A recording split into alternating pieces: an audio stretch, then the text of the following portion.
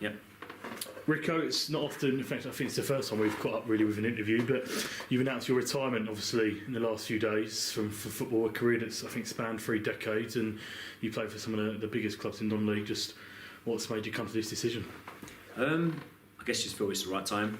I'm 39 now, obviously 40 this year, so I'm not getting any younger, and just feel like at the moment I can walk away on my own terms. The body still feels pretty good. I can go and enjoy a bit more family time, I guess. I suppose you obviously played for Bournemouth, Woking, Ebbsfleet most notably. How is your career and that like gone when you look back on it? How do you reflect on those 3 clubs especially? With a lot of good memories. Obviously, Ebbsfleet was the first club I signed for after leaving Charlton. Did 3 seasons there and enjoyed some good moments there. Won the FA Trophy with them at Wembley and made some friends that I'm still friends with now, so friends for life.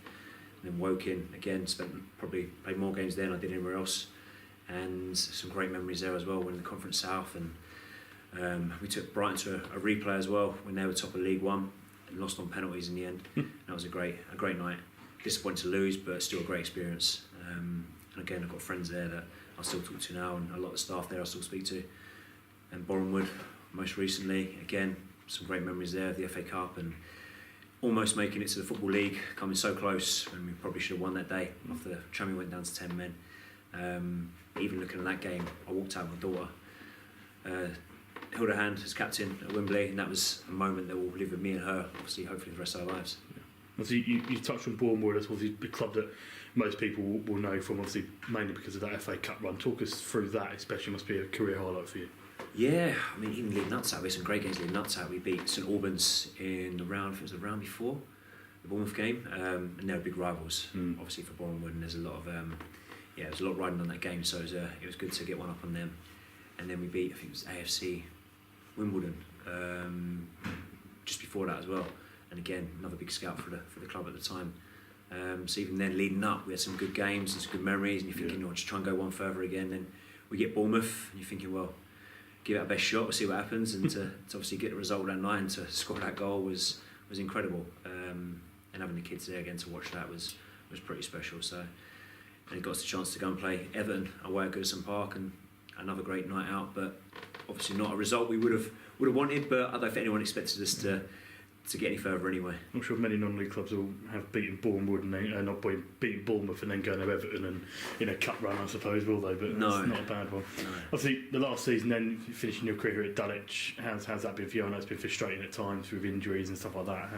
How's it been playing here in front of 3,000 people every other week? I think before I come to the club, speaking to people, I knew it was a big club in non-league. I didn't realise just how big the following was. And it's been enjoyable, really enjoyable. Disappointing to say, frustrating not to have played more games.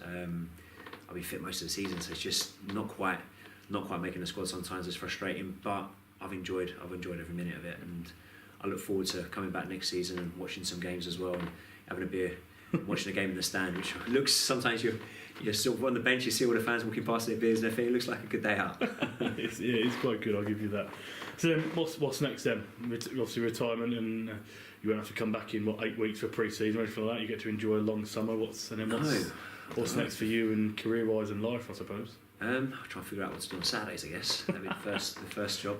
I did a degree. Must have finished that last year, I think it was, in computer and IT. So I'm looking to try and do something with that degree. I'm sort of busy on LinkedIn and trying to make some connections at the minute and speak to different companies.